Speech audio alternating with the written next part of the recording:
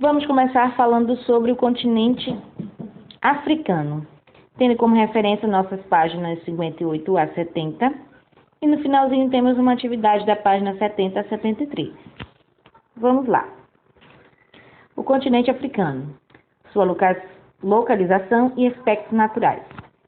Temos aí a observação do mapa em que apresenta as características de localização geográfica do continente. Lembrando que esse continente, ele está numa região entre o hemisfério sul e o hemisfério norte. Perpassa, portanto, boa parte do seu território entre o hemisfério norte, bem próximo ao continente da Ásia e da Europa, e uma pequena parte do continente presente no hemisfério sul. Esse continente ele é marcado por uma paisagem diversificada e, logicamente, um dos pontos mais característicos desse continente que nós temos é as grandes diferenças sociais e econômicas presentes dentro dele. O continente africano, ele é o terceiro maior continente da Terra, tá? Ele abrange aí um pouco mais de 50 países, além de conjunto de ilhas e arquipélagos. Um desses arquipélagos mais conhecido nós temos Madagascar. É só lembrar daquele filmezinho, Eu Me Remexo Muito? Então, continuando. Boa parte do continente africano, ele é conhecido hoje como o berço da civilização. Por quê, gente? Boa parte dessas características, ele é originário do antigo continente primitivo, a Pangeia. E parte desses aspectos está relacionado diretamente à formação e à divisão dos continentes como nós conhecemos hoje. Continuando, África e seus aspectos naturais. Como eu falei para vocês, esse território ele é bastante conhecido pelos aspectos relacionados à formação do antigo continente primitivo, a Pangeia, e também resguarda aí aspectos da formação da Laurásia, do Gondwana, e a formação do mundo atual como nós conhecemos. Boa parte desses indícios que retratam, que afirmam essa formação, é justamente a que está relacionada aos aspectos da estrutura geológica presente nesse continente, dando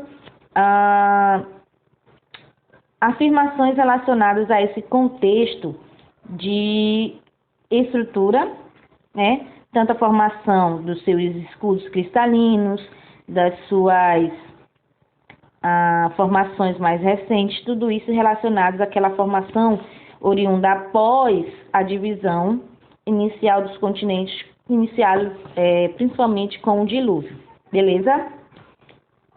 Boa parte dessas estruturas sofreu mudança, logicamente, por conta desse processo da deriva continental.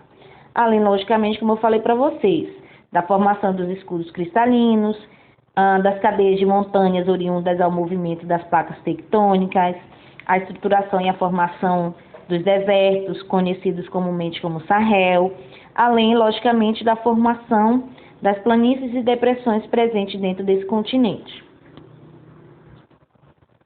Dentro da África, nós temos especificamente climas que se destacam, principalmente por conta da influência direta da linha do Equador. Boa parte desse território, ele é abrangido aí, né, tem características relacionadas diretamente ao semiárido, ao deserto e ao Mediterrâneo.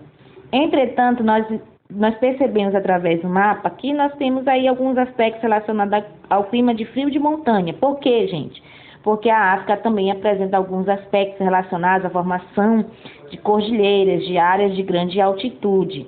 Por conta disso, nós temos características de climas também de clima mais frios, mais amenos. Uma das principais características que nós temos dentro do continente africano é justamente esse aspecto relacionados à amplitude térmica, ou seja, o excesso e a sensação térmica de alta temperatura, do calor excessivo, ok? Dependendo da sua localização e dos aspectos de relevo, como a presença de rios, nós temos uma média de pluviosidade maior em algumas regiões do que em outras, ok? A questão da presença e a formação de chuvas. E também vamos ter as características relacionadas à estação mais seca, as áreas mais desérticas mesmo. Essas características ganham uma amplitude maior, né, de acordo com a presença ou não de alguns rios. Nós temos características bem específicas relacionadas aos rios africanos, ok? Como nós temos aí uma formação de planaltos bem comum nessa região do continente, nós temos também aí a formação de alguns rios que internamente dificulta a navegação dentro dele, benefício de transporte.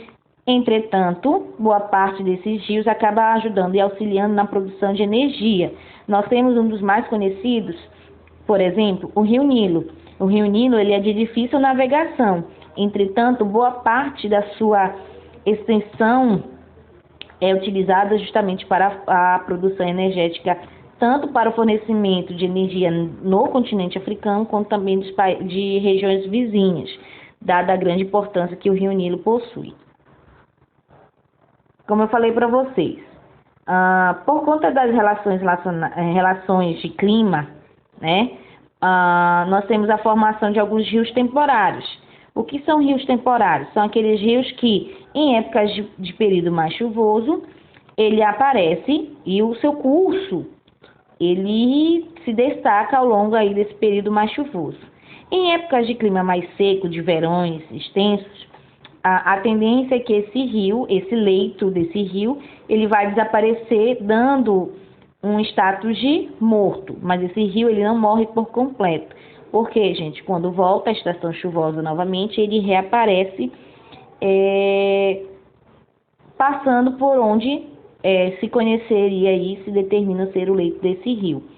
Além do Rio Nilo, como eu destaquei anteriormente, nós temos o Rio Congo, o segundo maior do continente africano, e o Rio Níger.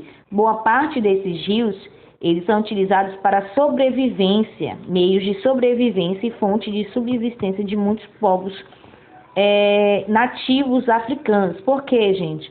Boa parte dessa população, ela depende excessivamente desses rios para sobreviver, dadas as características, como falei anteriormente, do clima mais difícil, das altas temperaturas, das mudanças bruscas de temperatura, principalmente em relação a altas temperaturas. Já em relação à África e à sua vegetação, nós temos aí destaques importantes a serem relacionados.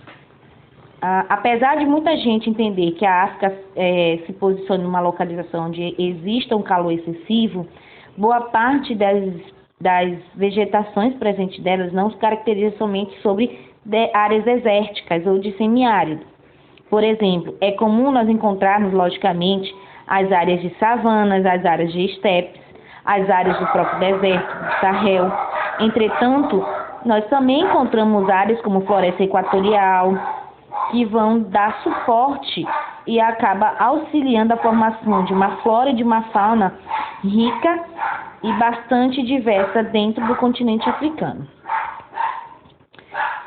Vamos destacar, portanto, aí duas características relacionadas ao deserto.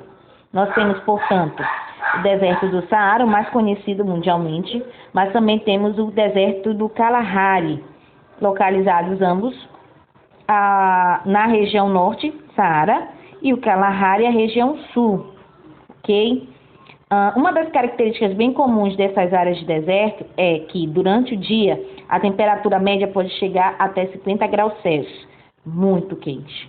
E durante a noite, pode-se registrar uma temperatura mediana de até menos 10 graus, gente. Por que isso? Isso está caracterizado principalmente por conta da areia, da formação de relevo desse deserto, a areia, já que a areia, ela em boa parte não absorve calor, ela mais reflete do que absorve.